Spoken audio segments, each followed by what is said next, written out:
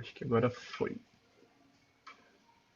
Bom, sejam bem-vindos e bem-vindas ao nosso quarto encontro de liderança técnica. Está sendo muito legal ver esse encontro crescendo e várias pessoas novas surgindo. E hoje a gente tem uma participação especial de uma dos autores do livro Team Topologies, do qual o qual foi tema de um dos nossos encontros aqui, né? A gente discutiu sobre o livro, fez um breve resumo de coisas interessantes que a gente achou, e compartilhou entre nós. E depois de marcar o Manuel numa das postagens, ele se prontificou a fazer uma apresentação aqui para a gente. Então, queria apresentar o Manuel Paes e já dizer, seja bem-vindo aí a mais esse encontro aqui com a gente. E obrigado por ter aceito esse convite. Obrigado, eu. Legal, legal. Se você quiser se apresentar também, Manuel, antes de entrar na apresentação de slides, fique à vontade.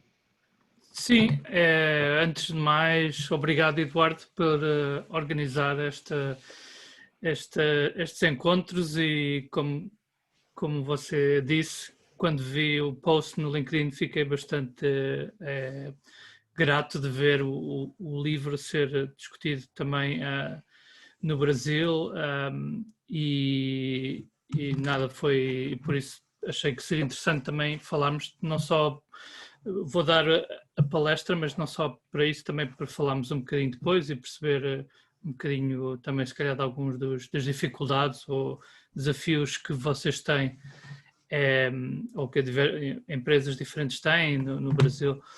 E nada, eu falo com português com o sotaque de Portugal.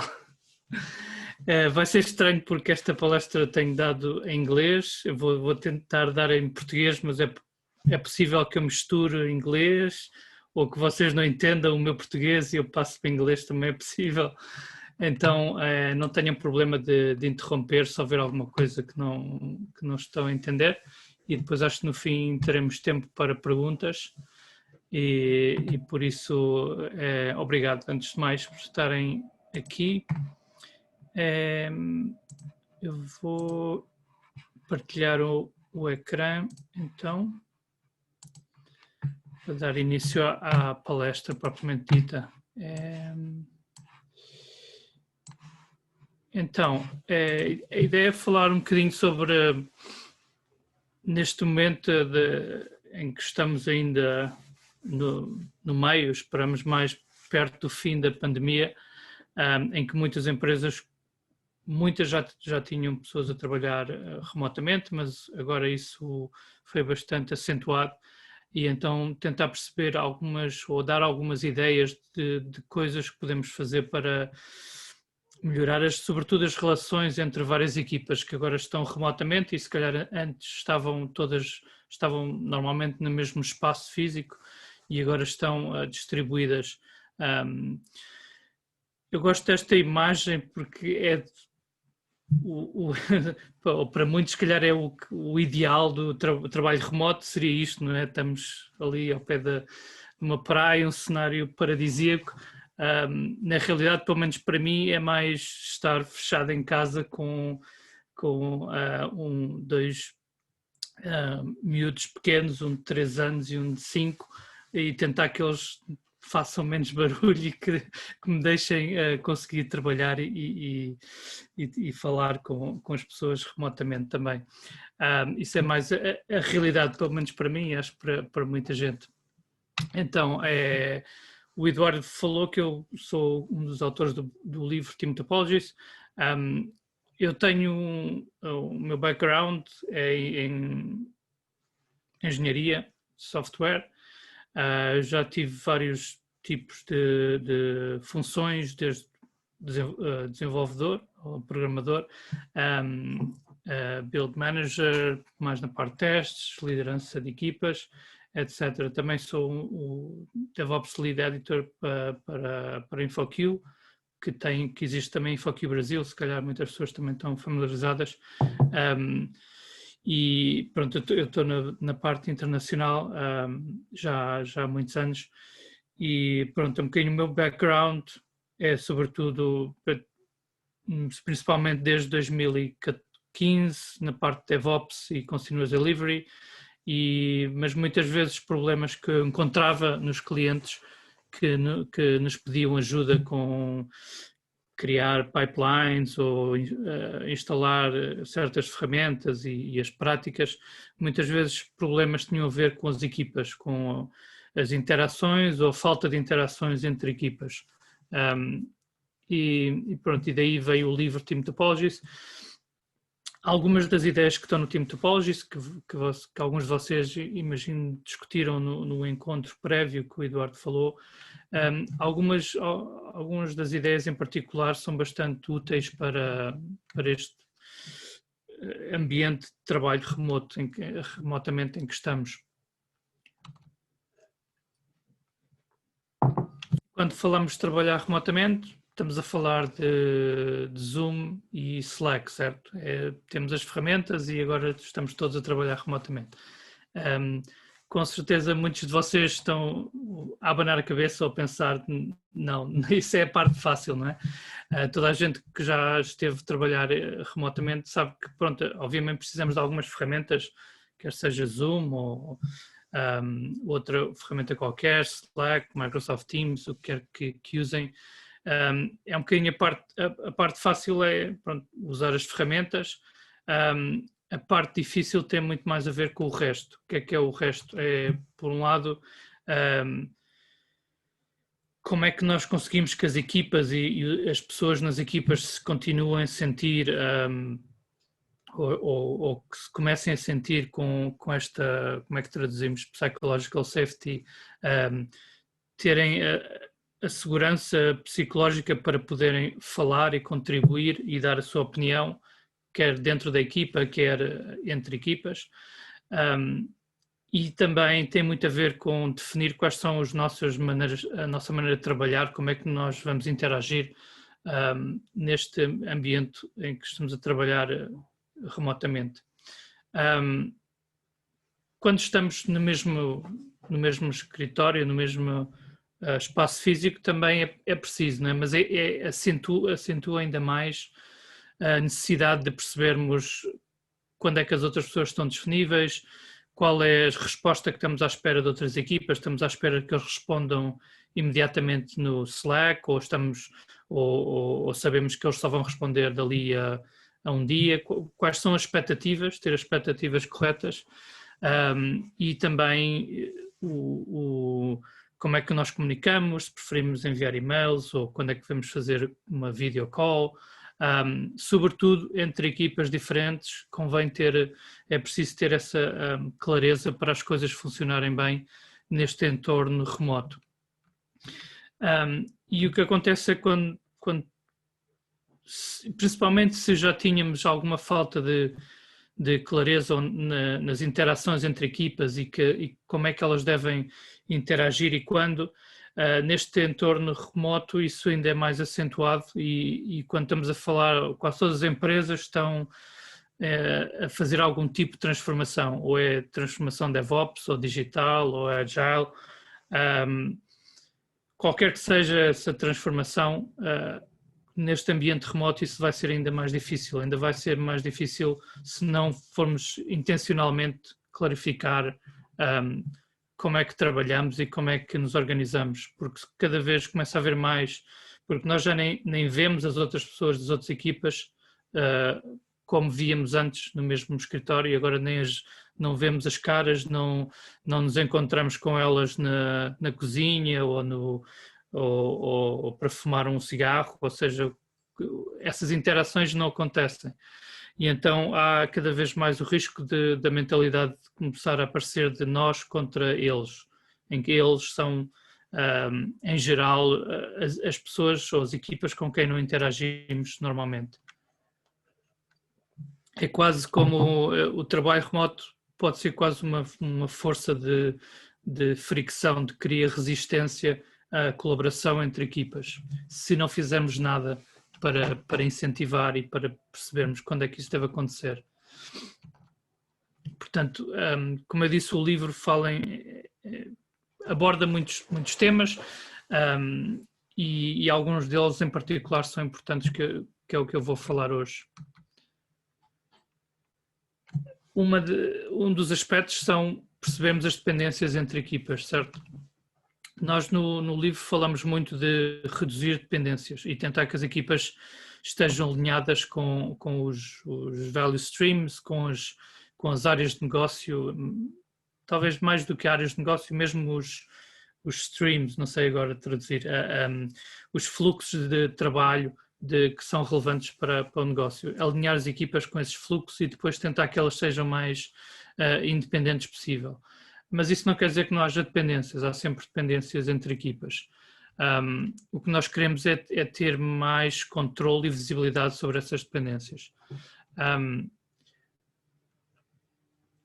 E neste ambiente remoto é cada vez mais importante percebermos o que é que as outras equipas, o que é que elas estão a fazer, e quando temos dependências para podermos perceber quando é que vai estar disponível uma feature ou funcionalidade ou algum tipo de trabalho que nós dependemos e que pertence a outra equipa.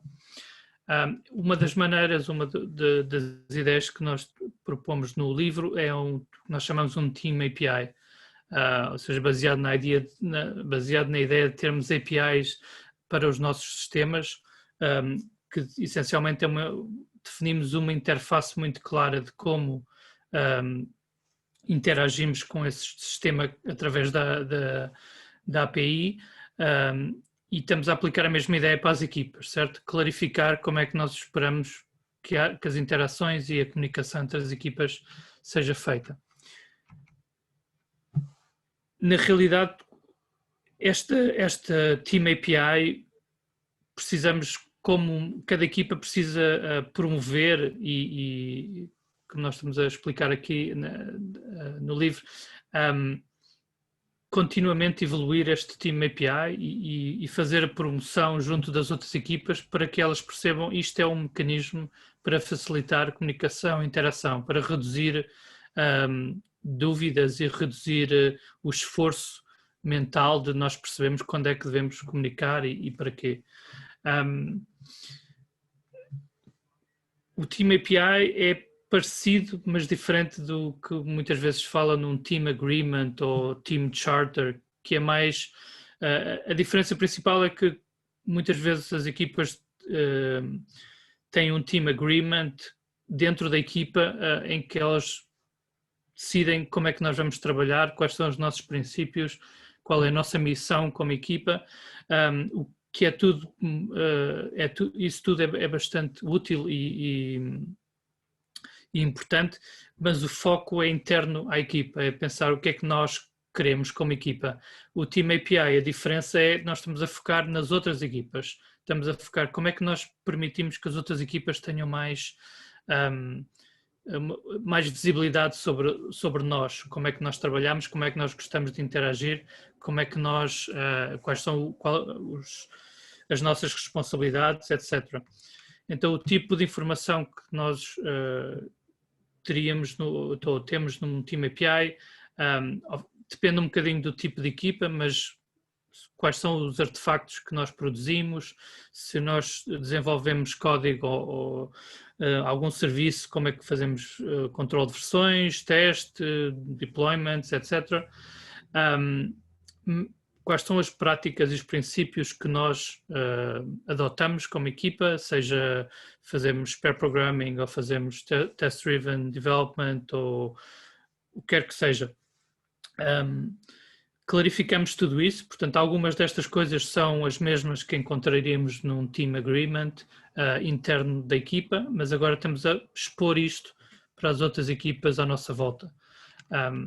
E estes últimos dois items aqui são muito importantes, que é clarificarmos o nosso roadmap, no que é que nós estamos a trabalhar agora, quais são as nossas prioridades, e para que as outras equipas possam facilmente perceber quando é que um certo item ou um certo feature, ou seja o que for, quando é que vai estar disponível, quando é que vai ser esta é outra equipa, quando é que vão trabalhar nesse item, nesse work item, digamos. E finalmente as tais preferências de comunicação, quando é que é uma boa altura para comunicarem connosco, com a nossa equipa, através de que métodos, se é por Slack, ou preferimos que enviem um e-mail, ou preferimos que seja uma videochamada para certas situações, o que é a nossa preferência. E isto ajuda as outras equipas a reduzir também o esforço delas quando precisam comunicar connosco. Nós temos alguns templates e algumas técnicas simples que nós usamos com os clientes e que estão disponíveis aqui no GitHub, em github.com/team topologies. Um deles é o Team API Template, que vem aqui um screenshot do tipo de informação. É um exemplo do tipo de informação que esperaríamos encontrar num Team API. Quando temos já o Team API e temos muito mais clareza em que equipas é que estão a trabalhar em quê, qual é o roadmap de cada equipa, começamos a ter visibilidade sobre com que equipas é que temos que interagir também, e também começamos a poder gerir um bocadinho melhor as dependências entre equipas. E a maneira ou melhor, o primeiro passo é criar também visibilidade sobre essas dependências. Esta tabela que estão a ver aqui é baseada naquele artigo em que primeiro se falou do Spotify Model, do Henrik Nikberg, que estava no Spotify na altura.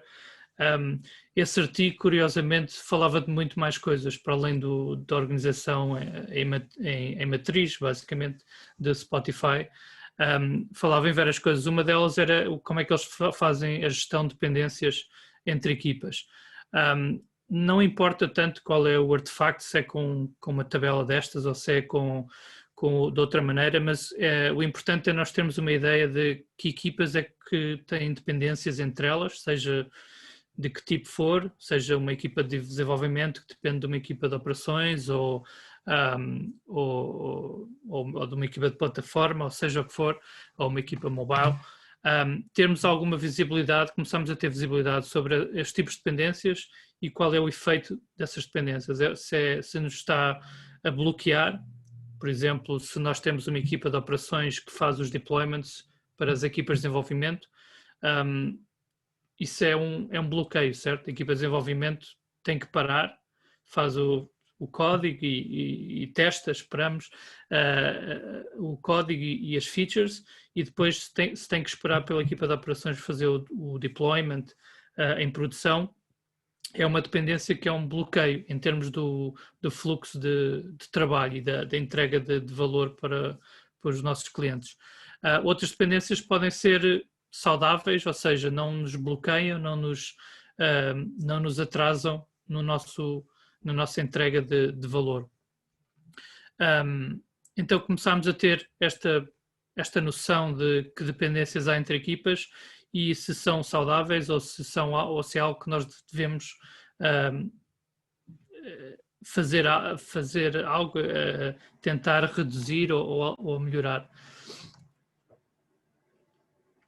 Há um livro que também é da mesma editora, o Team Topologies, da Dominica de Grandis, de Making Work Visible, que dentro deste tópico eu recomendo vivamente, e ela fala, claro que isto é mais estando no mesmo escritório, no mesmo espaço físico, mas ela fala em ter nos boards do trabalho, as equipas, ter algumas maneiras de indicar que há dependências com outras equipas.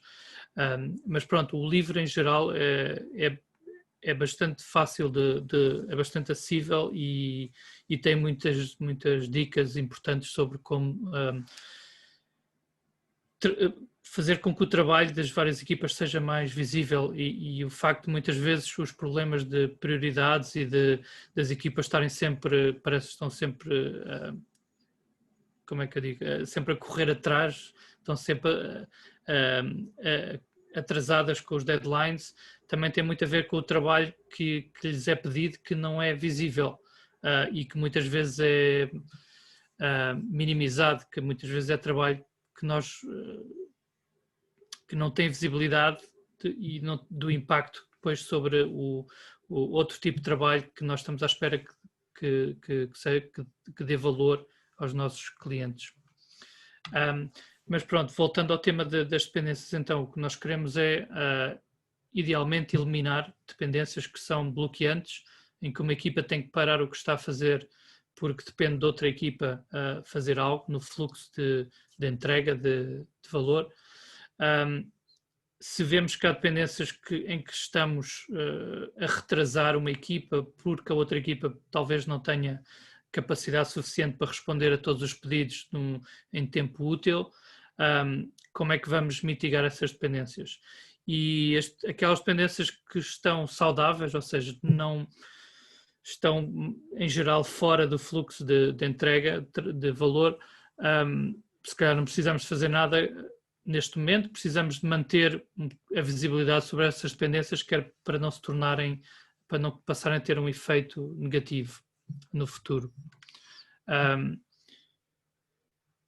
Mas pronto, uma vez que o Team API é um bocadinho para cada equipa dar visibilidade sobre o que é que estão a fazer, e depois o Dependencies Tracking, a visibilidade das dependências, é para nós podermos então entender o que é que se está a passar em termos de que equipas dependem de outras e podermos melhorar os pontos negativos e as dependências que estão a causar problemas.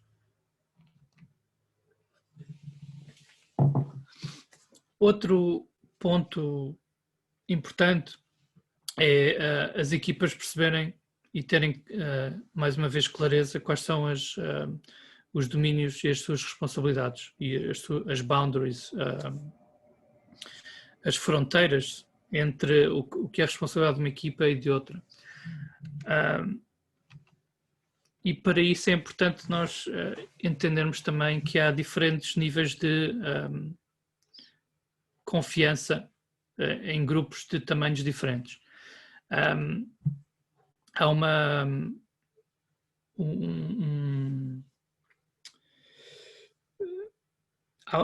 uma pesquisa que foi feita pelo Robin Dunbar, que é um professor em Oxford, que é antropologista, e daí surgiu a definição o termo Dunbar's Number, o número de Dunbar, que é este número que ele está a falar aqui, que é relativo com a nossa capacidade como humanos de manter relações sociais com uma rede de pessoas, e há um limite que tem a ver com o tamanho do nosso cérebro, essencialmente um limite físico, basicamente, em quantas relações sociais nós podemos ter, e é tipicamente entre 100 e 200 pessoas, e por isso costuma-se falar no Dunbar Number como sendo 150, que é a média, mas realmente é um intervalo.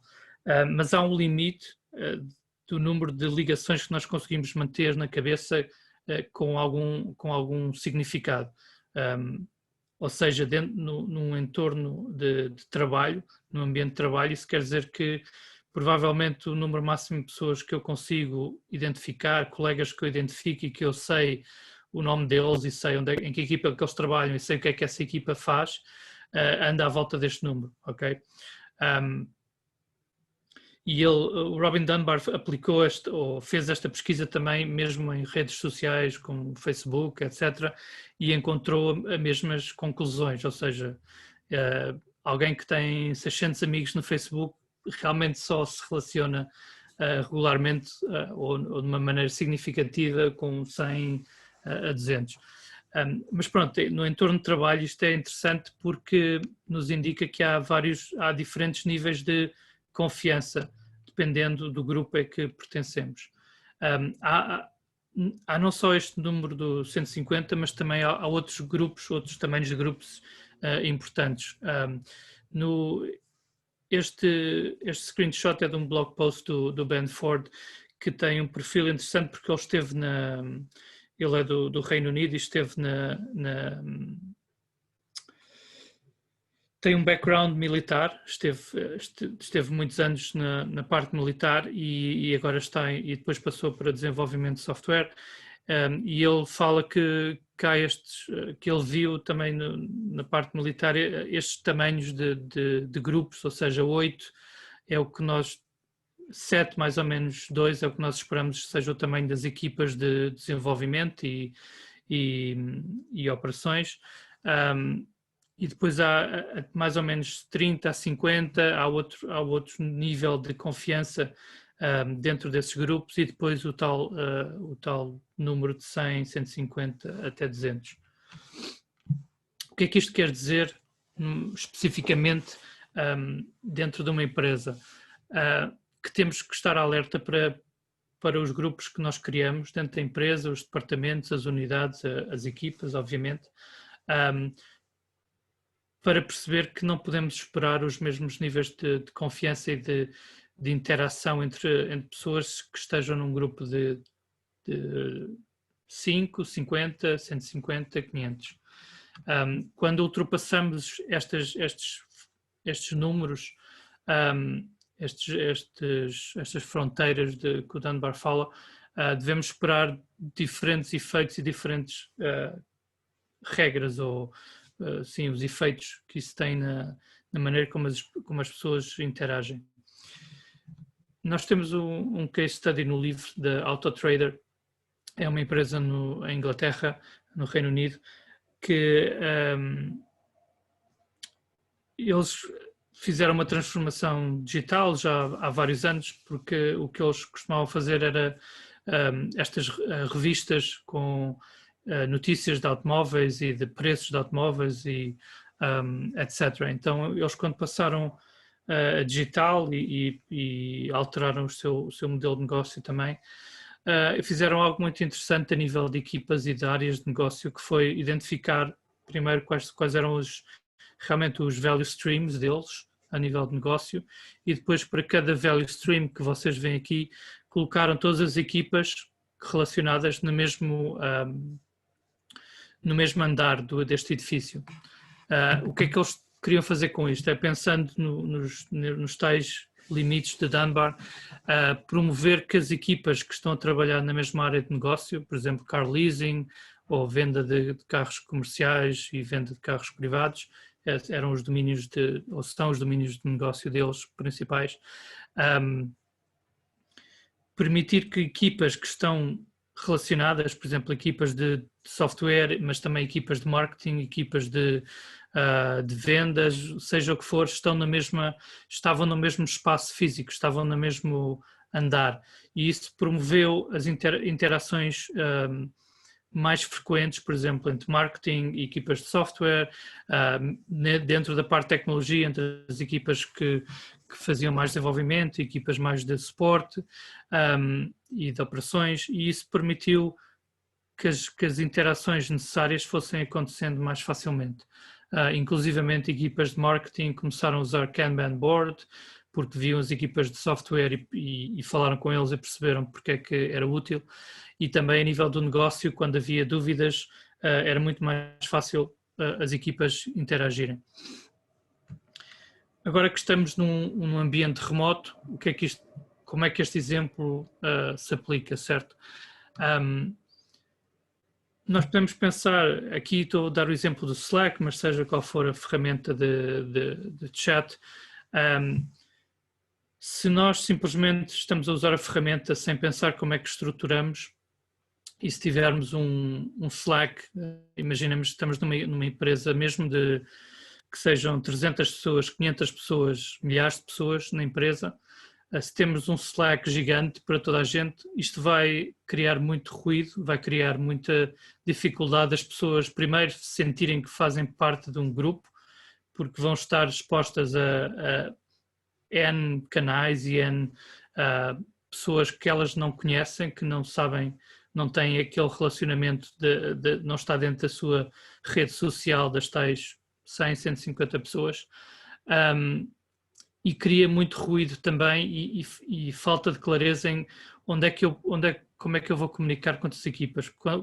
se eu preciso de ajuda em alguma coisa, a quem é que eu devo perguntar, qual é o canal ou qual é a pessoa, etc.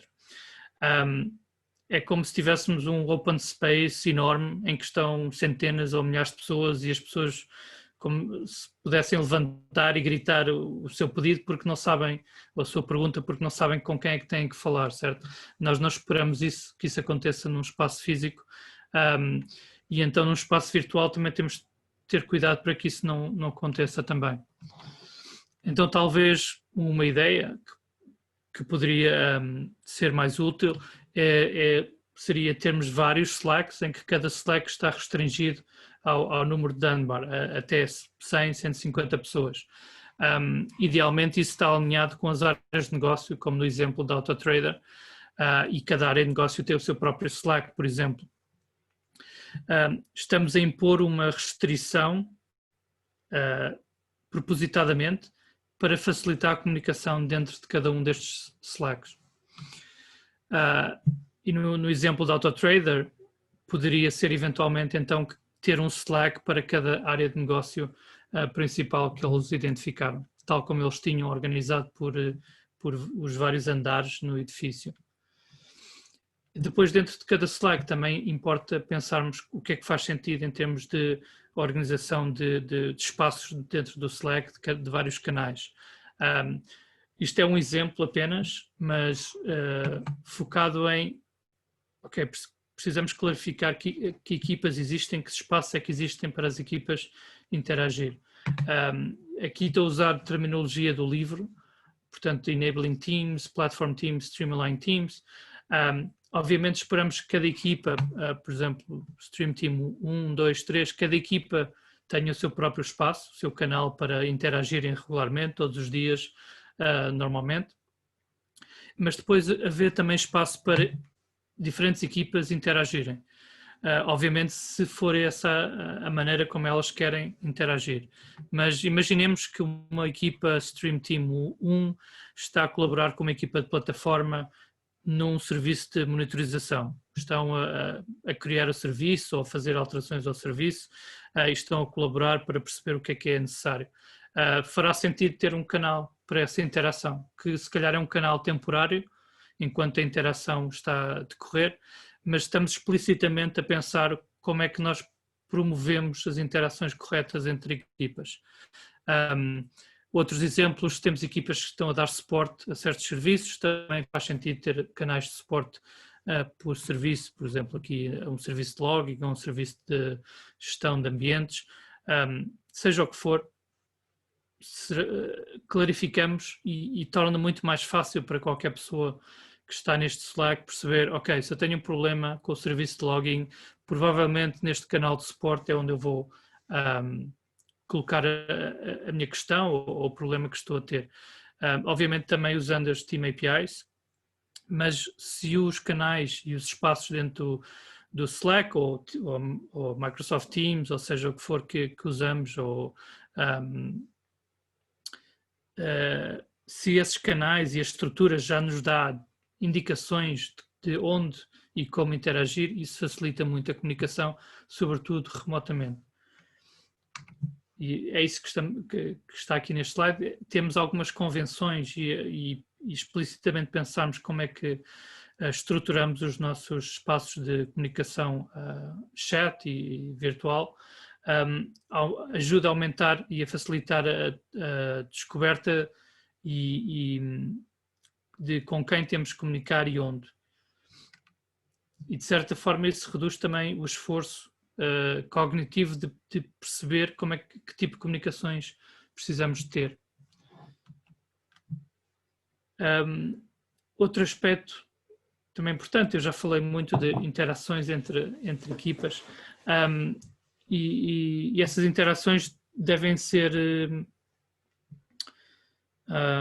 purposeful, devem ter um propósito claro, ou seja, nós não estamos a interagir com outra equipa sem perceber qual é o objetivo. Queremos resolver um problema ou queremos que essa outra equipa nos ajude a ganhar algum tipo de conhecimento ou de capacidades ou precisamos que a outra equipa nos responda a um problema que estamos a ter com o serviço ou com seja o que for, porque é que nós estamos a ter esta interação e especialmente as interações que são mais longas, quanto tempo esperamos que a interação ocorra. Porque há alguns mitos sobre interações entre equipas, em particular a colaboração. O movimento DevOps trouxe muito a ideia, pelo menos do meu ponto de vista, é muito sobre colaboração e que as equipas não estejam isoladas e que se juntem e interajam quando têm problemas comuns. Mas ao mesmo tempo isso não quer dizer que devemos estar à espera que todas as equipas interajam e colaborem com todas as outras equipas na organização, certo? Não devemos estar à espera que precisamos de fazer isto para conseguir levar avante o nosso trabalho. Então o que nós queremos é interações bem definidas, com propósitos bem claros, para que as equipas possam ser mais efetivas, sejam mais, haja menos ruído, haja menos dúvidas de com quem temos que interagir e quando. E por isso nós no livro falamos em particular de 3 tipos de interações importantes. Um é a colaboração, sim, obviamente precisamos muitas vezes de que 2 equipas colaborem para descobrir como é que esta API, como é que deve funcionar, ou uma equipa está com um problema que a outra equipa vai ajudar a solucionar e quais são o tipo de features que uma equipa precisa na plataforma, seja o que for. Muitas vezes temos necessidade de colaborar, mas estamos a falar de, então, ter um propósito específico e uma duração esperada para a interação, para a colaboração. Outro tipo de interação é X as a Service, que obviamente é baseado na ideia de Infrastructure as a Service, Software as a Service, em que temos uma equipa que fornece um serviço, oferece um serviço a outra equipa, a uma ou mais equipas, que consumem esse serviço, mas a ideia é ser de uma maneira autónoma, ou seja, o consumidor consegue facilmente perceber como é que este serviço funciona, tem a documentação adequada, este serviço tem a usabilidade necessária e portanto, é fácil de usar sem realmente necessitarmos de interagir com a equipa que criou o serviço e que mantém o serviço. Portanto, se pensarmos, por exemplo, em AWS ou Google Cloud, ou seja que tipo de fornecedor nós usamos este tipo de serviços, Infrastructure as a Service ou Platform as a Service, nós não estamos à espera de poder estar a colaborar ou falar diretamente com os engenheiros da AWS, não é? Da Amazon. Alguns clientes muito grandes, como Netflix ou outros, se calhar conseguem ter acesso direto aos engenheiros da Amazon, mas em geral nós não estamos à espera de precisar desse tipo de interação. Eles têm os serviços bem explicitados, com a documentação muito clara, e, em geral, e nós vamos consumir esses serviços.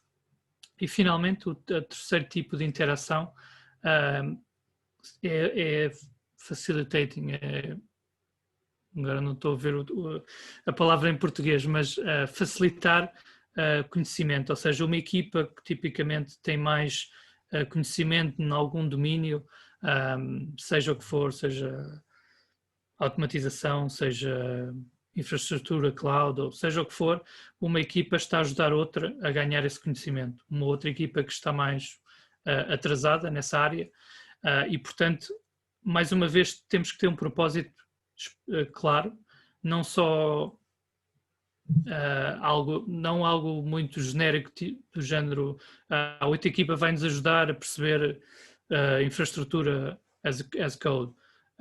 Isso é muito genérico, não é? Isso pode querer dizer muitas coisas diferentes. Então termos objetivos muito mais claros e termos o período de tempo em que esperamos que a outra equipa nos esteja a facilitar esse conhecimento, a ajudar-nos a adquirir certas capacidades que não temos neste momento.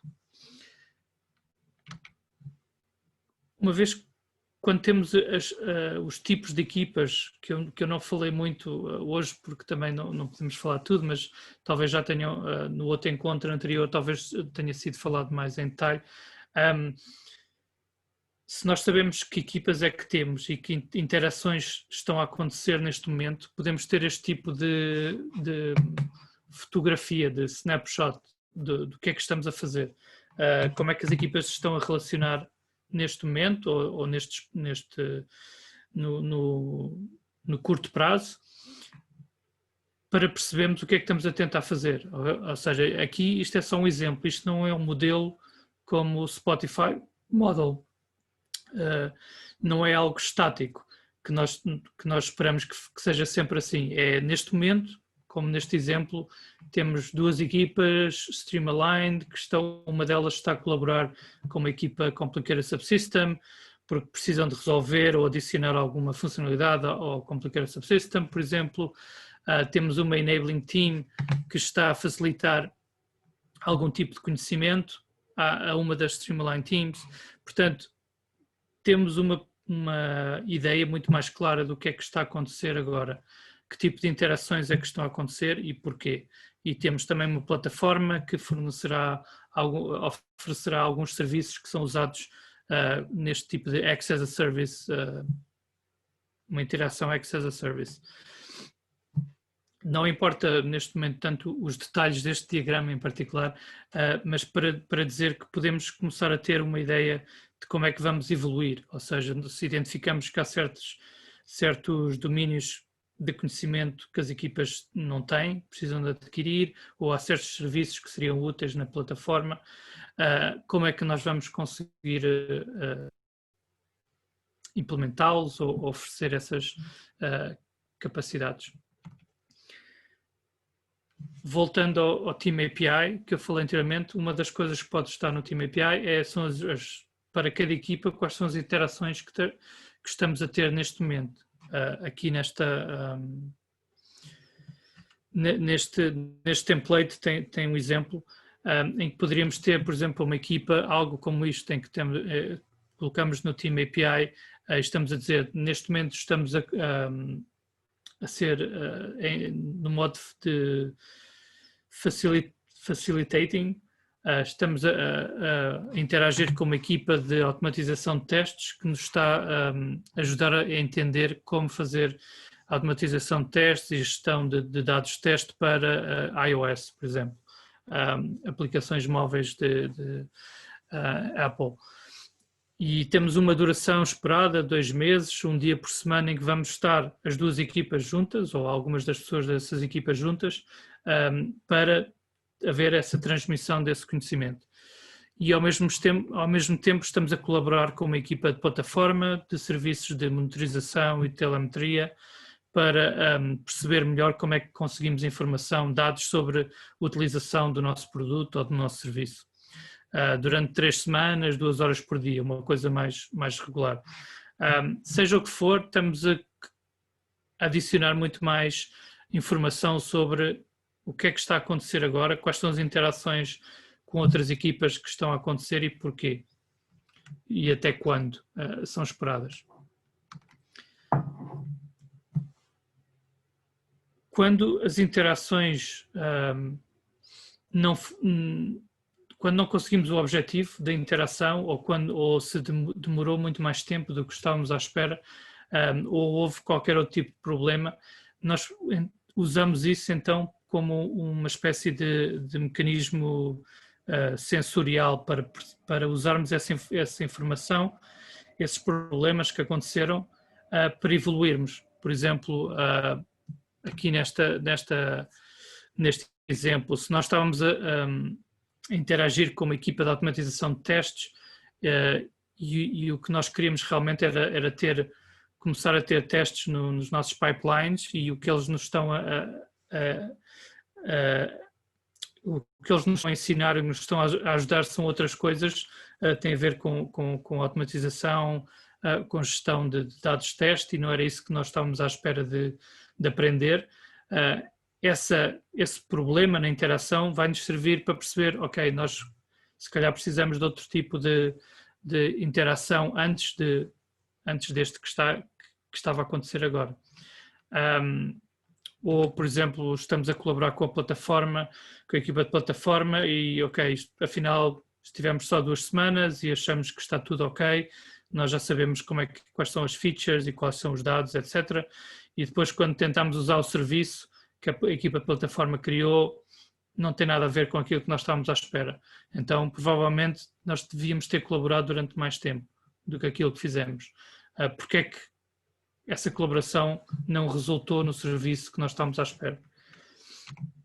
Ou seja, esta ideia de usar esses problemas que é natural que aconteçam para evoluirmos, para termos uma organização e uma dinâmica de equipas e interações que é muito mais evolutiva, em que estamos a adaptar a cada momento ou regularmente àquilo que necessitamos e a melhorar as interações.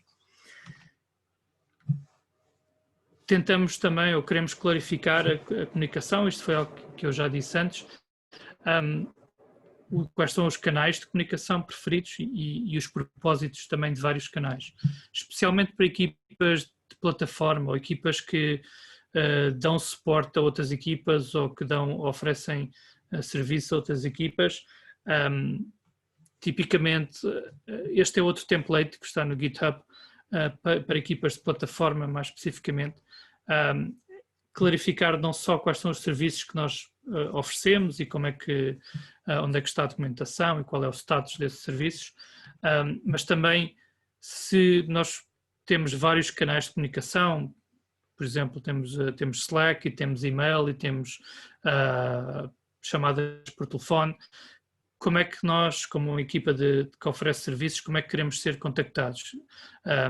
Isso pode querer dizer, por exemplo, para problemas com o serviço que está em baixo, que não está disponível, se calhar queremos que nos telefonem ou que ponham uma mensagem no Slack em que nós respondemos imediatamente ou o mais rapidamente possível, e se calhar para outro tipo de comunicação em que queremos, alguém precisa de ajuda para entender um serviço ou quer dar feedback, se calhar temos outro tipo de canais em que não estamos à espera de responder rapidamente, em que se calhar a expectativa é que nós vamos responder dentro de um dia ou dentro de algumas horas, etc. Essencialmente estamos a clarificar novamente o tipo de interações e neste caso em particular os padrões de comunicação e os canais de comunicação. Finalmente estou a chegar ao fim, para também termos tempo para perguntas. Só um aspecto muito importante que, especialmente neste ambiente remoto, embora também quando estamos juntos no mesmo espaço também é importante, obviamente, é as equipas terem mais awareness, terem mais sensibilidade para a necessidade de dar feedback e esse feedback ser construtivo. Que parece algo óbvio e é algo senso comum, mas por outro lado muitas vezes nós não pensamos nisto como um skill, como uma capacidade que as equipas têm de ter e têm que adquirir. Nem toda a gente sabe como dar feedback de uma maneira construtiva, nem toda a gente tem a sensibilidade ou tem o awareness para perceber quando é que devemos dar feedback. Também não é uma área da minha especialidade, mas o que eu queria realçar aqui é que isto é importante também crescer nas equipas e realmente dar-lhes a formação ou dar o conhecimento necessário para poderem dar feedback dentro da equipa, mas também a outras equipas. E mais uma vez no ambiente remoto, de trabalho remoto, isso é cada vez mais importante, porque nós não vemos as outras equipas com tanta frequência, não falamos informalmente com as outras equipas como antes e, portanto, saber como dar feedback e quando é muito importante. Um exemplo, rapidamente, aqui, este link é de uma apresentação da empresa Twilio, o que eles fazem, a equipa de plataforma deles envia regularmente para as equipas que usam a plataforma. É uma plataforma de serviços de deployment, de monitorização, etc. E de build também, e de pipelines. E eles pedem às outras equipas que usam a plataforma deles para darem feedback regularmente, para responder se a plataforma ajuda a fazer os builds, a fazer deployments, a fazer as operações de runtime de uma maneira mais eficiente. Portanto, isto é um exemplo muito simples que não envolve muito trabalho de uma equipa ativamente a procurar feedback de outras equipas sobre a eficácia do seu trabalho. É só esse ponto que eu queria realçar. E no final de contas, acho que todas as organizações vão ter que passar por este período, ou estão a passar por este período de adaptação em que têm que perceber o que é que funciona e o que é que não funciona. O objetivo desta palestra, desta apresentação, é realçar a necessidade de clarificar, sobretudo quando quando estamos a falar de interações entre várias equipas, da organização de equipas em grupos maiores, como é que nós fazemos isso de uma maneira mais intencional para evitar as dificuldades do trabalho remoto, em que temos muito menos ajuda, digamos, de estarmos no mesmo espaço físico. Então temos muito mais desafios a nível de perceber quando temos de interagir, comunicar e com quem. E, portanto, cada organização terá que descobrir o que é que funciona e o que é que não funciona, mas o ponto de partida é termos a consciência que é preciso fazer alguma coisa acerca disso. Se simplesmente deixarmos cada equipa por si, sem pensar como é que as ajudamos a interagir, provavelmente vamos começar a ter cada vez mais dificuldades de comunicação e cada vez mais a mentalidade de nós contra os outros, certo? Contra o resto da organização. Rapidamente, alguns recursos, para além do livro, nós estamos a trabalhar e a finalizar um workbook que é baseado nesta talk, mas é também com mais exemplos práticos de como aplicar estas ideias na prática, nas organizações. Isto vai sair como um PDF gratuito. Se tiver interesse ou seguindo Team Topologies no Twitter ou LinkedIn ou editora, também a IT Revolution também anunciará quando estiver pronto o workbook. Esperemos que seja rapidamente. Também damos formação online, obviamente agora é tudo remotamente, mas tem funcionado muito bem, portanto há vários módulos que falam em que falamos e que fazemos exercícios e case studies sobre diferentes aspectos de Team Topologies. Também há um curso online de introdução a Team Topologies, que em colaboração com o Project Management Institute, que também pode ser interessante para algumas pessoas, ou se precisarem ou se querem levar a mensagem, digamos, de Team Topologies a outras pessoas na organização, pode ser útil. Também fazemos assessments remotamente. Em termos de recursos, nós temos o site teamtopologies.com, onde vamos publicando vários recursos, também mais exemplos para além daqueles que temos no livro, de organizações que estão a aplicar certas ideias de Team Topologies, e nós vamos atualizando isso continuamente. E os vários repositórios no GitHub, com algumas técnicas e templates que eu falei aqui e outras que nós usamos regularmente. Obrigado, alonguei-me um bocadinho mais do que queria, mas espero que tenha sido útil e estou aberto a responder a qualquer questão ou clarificar alguma coisa que eu tenha dito que vocês não tenham entendido. Muito bom. Bom, muito obrigado, Manuel. Tem uma pergunta aqui do Leonardo Cruz. Eu vou tomar a liberdade de ler para você aqui, Léo.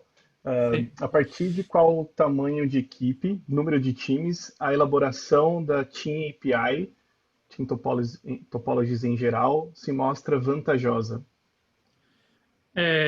Duas. Se tivermos duas equipas, eu acho que já é vantajoso. Obviamente em organizações muito pequenas, em startups, é muito mais fácil a interação e a transmissão de conhecimento entre equipas.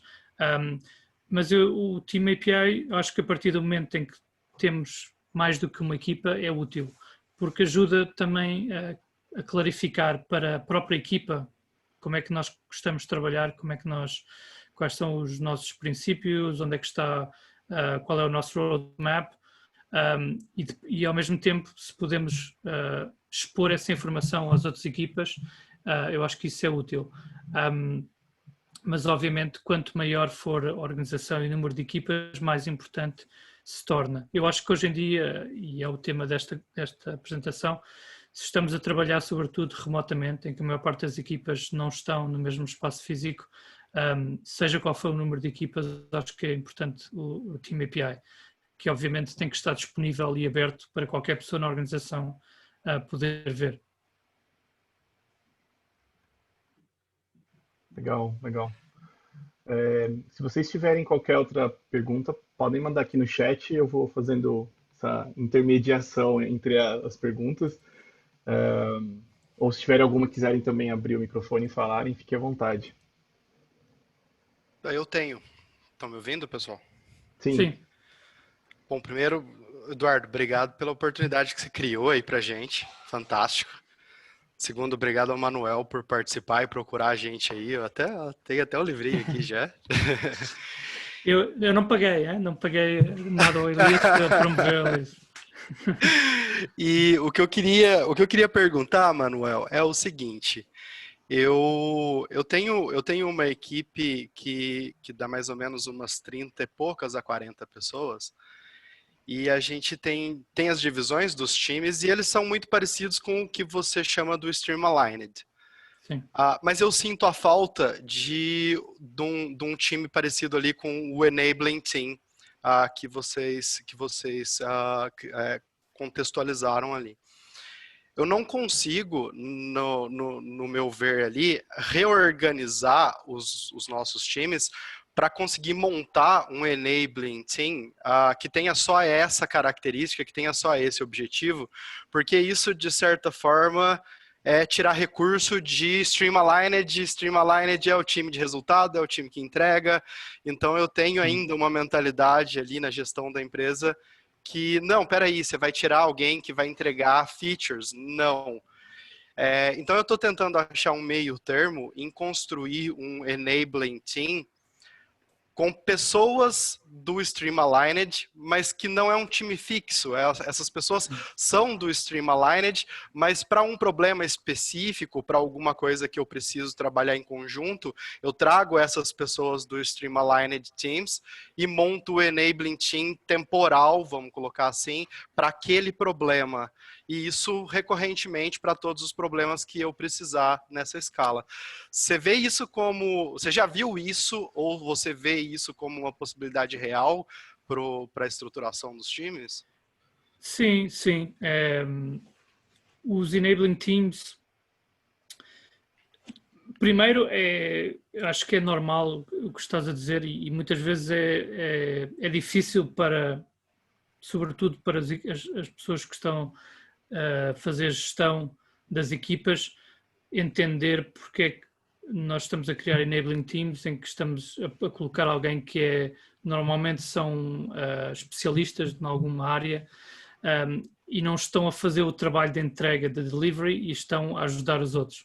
Isso normalmente já é algo que não é muito familiar para muitas pessoas. Mas respondendo à pergunta, eu acho que sim, e nós falamos nisso também no livro, que as enabling teams são talvez as possivelmente mais dinâmicas, em que podemos ter enabling teams que têm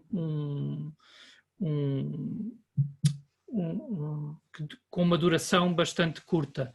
Depende do problema que nós estamos ou da capacidade, das skills que nós estamos a tentar introduzir nas equipas de Streamlined.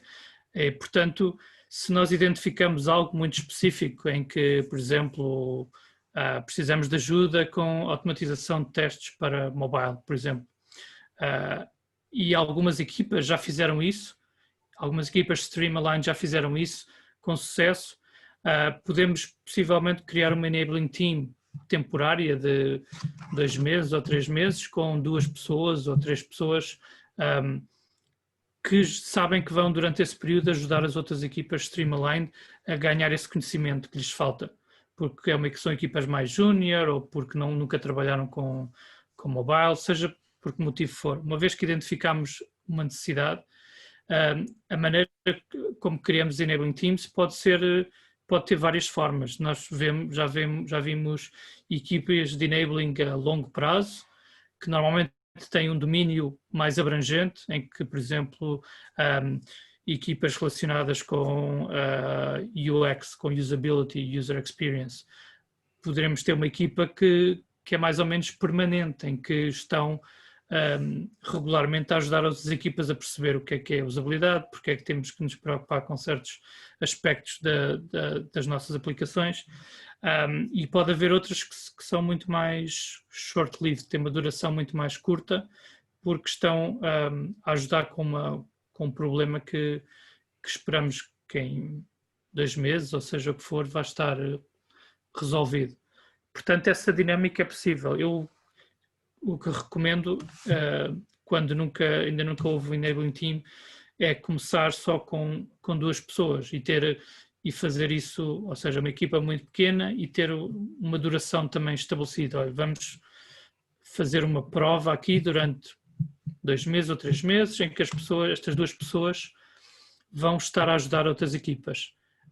É preciso ter essas pessoas terem também essa clareza, porque se pusermos as pessoas metade do tempo numa coisa, metade do tempo na outra, vai haver uma confusão de prioridades e tipicamente vão voltar ao delivery e não pôr a atenção adequada na parte de enabling.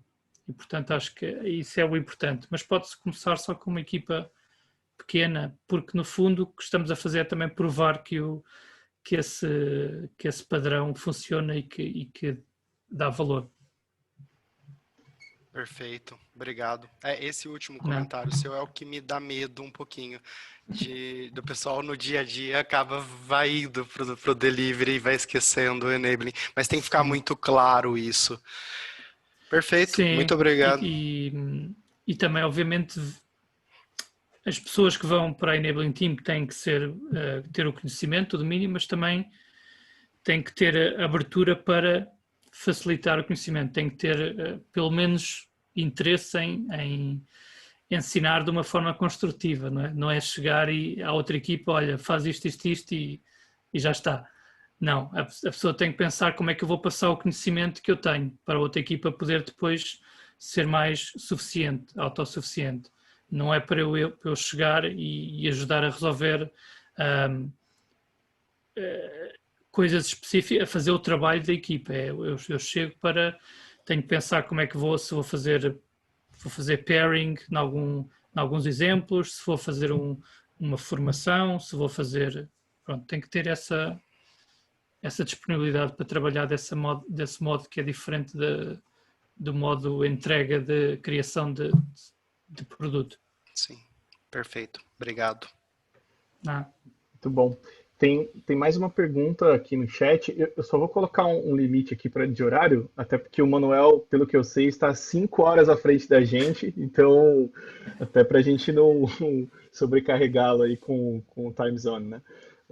Sem problema. Tem uma pergunta do Kelvin. Os miúdos já estão a dormir, por isso desde que eles não acordem, podemos estar mais um bocadinho. Tudo bem. Mas eu vou ler a pergunta aqui do Kelvin. Com o aumento do número de pessoas e de times, passamos a ter os primeiros problemas com a definição das responsabilidades e de dependências. Qual seria o primeiro passo para começar a organizar melhor essa relação entre os times? Pronto, eu não tenho o suficiente contexto, mas acho que tal como eu estava a responder ao Elias um bocadinho, eu digo sempre start small, portanto começar com uma espécie de um piloto. como no exemplo que estava a dar o Elias, se tivermos uma equipa, temos 2 pessoas durante 3 meses a trabalhar como enabling. Se não funcionar, não o custo não é enorme, não é um custo que nós não possamos suportar. Portanto, fazer estes pequenos passos, ou seja, primeiro começar a promover o Team API, começar a pedir às equipas para exporem realmente a sua maneira de trabalhar e de interagir com outras. Isso é um passo bastante fácil e que cada equipa pode fazer sozinha, e já ajuda a criar alguma clareza. E depois, se estão a tentar mover e clarificar os tipos de equipas, interações de acordo com Team Topologies, então start small, ou seja, identificar talvez 3, 4 equipas que estejam relacionadas e começar a clarificar as maneiras as interações, o propósito de cada equipa, se é uma equipa streamlined, ou se é mais uma equipa plataforma, ou se é mais parecida com uma equipa de enabling. Tipicamente não é 100% uma destas topologias, certo? De acordo com o que nós falamos no livro. É mais streamlined ou mais plataforma, e então identificar quais são as diferenças para aquilo que nós queremos que essa equipa seja e da maneira como queremos que essa equipa funcione e interaja com outras.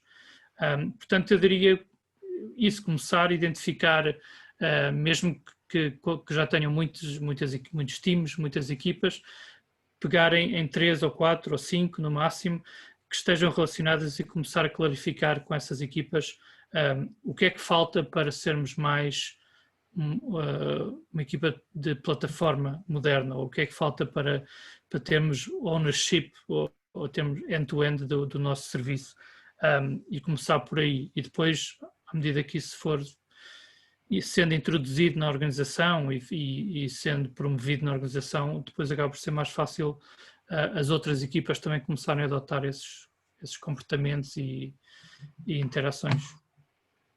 Começar com uma equipa de enabling, uma equipa de plataforma e 2 equipas de streamline, por exemplo, e começar a perceber o que é que falta, ou o que é que as equipas de streamline precisam, onde é que precisam de ajuda, o que é diferente desta equipa de plataforma do que nós falamos no livro, de uma equipa de uma plataforma moderna e em que usamos as interações que falamos no livro.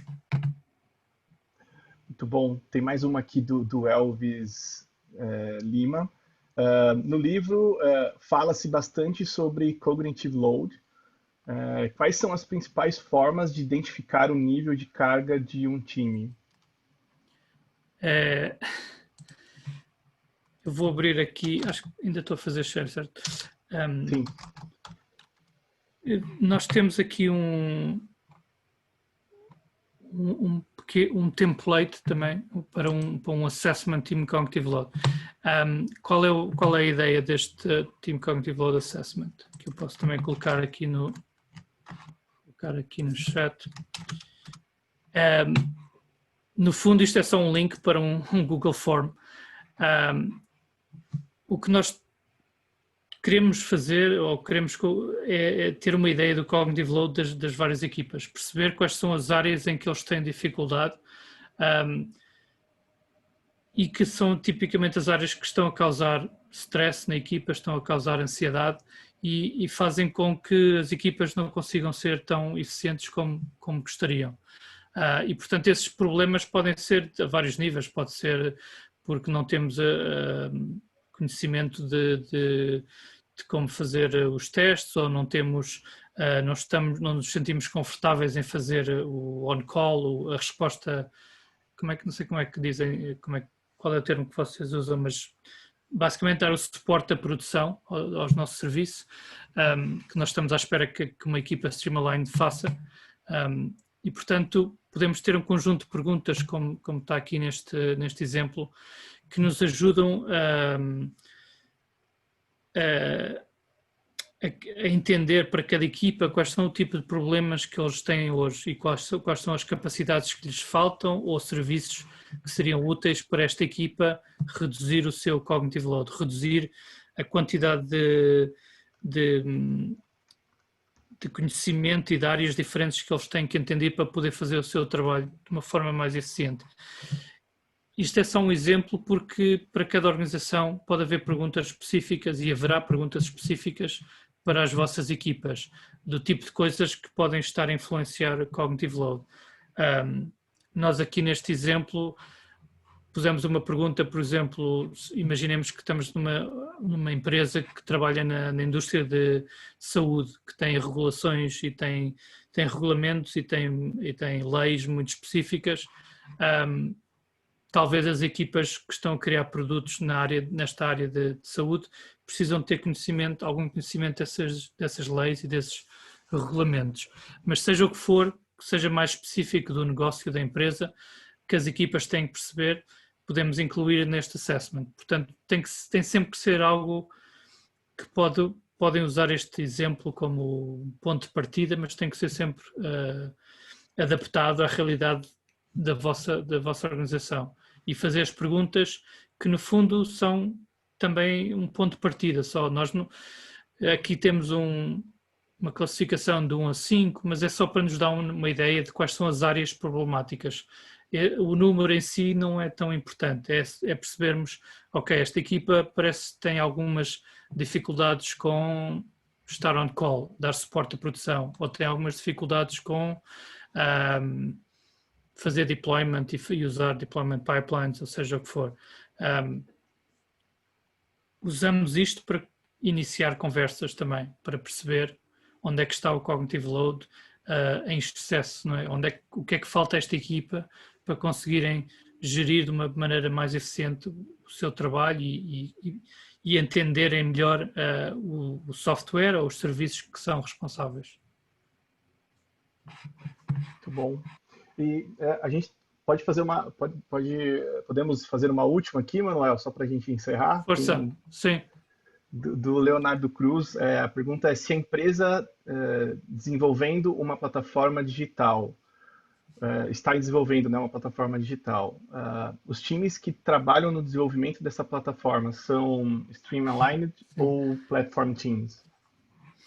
Sim, essa é muito boa pergunta, porque nós quando falamos de equipas de plataforma, na realidade estamos a usar um termo genérico ou mais abrangente, mas na prática o que nós esperamos é que a plataforma em si necessita equipas stream-aligned, ou seja, posso ter uma equipa de plataforma que no fundo funciona como stream-aligned, por exemplo, alinhado com serviços de monitorização, ou alinhado com o stream de continuous delivery ou de deployment pipelines, ou posso ter outro serviço que é mais a parte de logging. Então, dentro da plataforma, especialmente quando a plataforma começa a crescer e oferecer mais serviços, o normal é ver alinhamento das várias equipas dentro da plataforma com esses serviços. E no fundo acabam ou a expectativa é que elas tenham os mesmos comportamentos das equipas stream-aligned fora da plataforma. E não só para stream-aligned, mas também podemos ter complicated subsystem dentro da plataforma.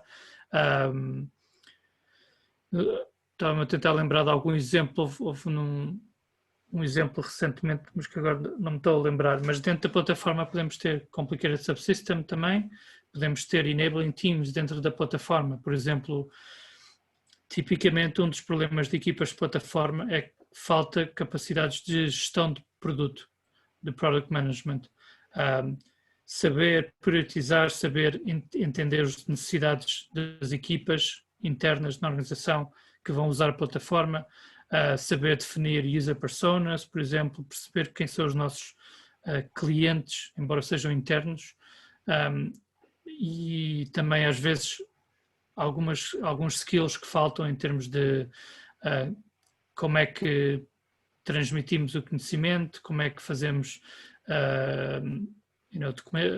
documentação de qualidade, etc. Portanto, as próprias equipas de plataforma podem necessitar ajuda de equipas enabling também em certas áreas. Muito bom, muito bom. Bom, a gente, então... Eu tenho uma pergunta também para vocês. Eu até falei com o Eduardo antes. O livro, pronto, está em inglês e acho que não, eu queria perguntar se houvesse a possibilidade de traduzir o livro para português, vocês acham que seria útil para ajudar a chegar a mais pessoas nas vossas organizações ou isso não é um problema? Alguma ideia?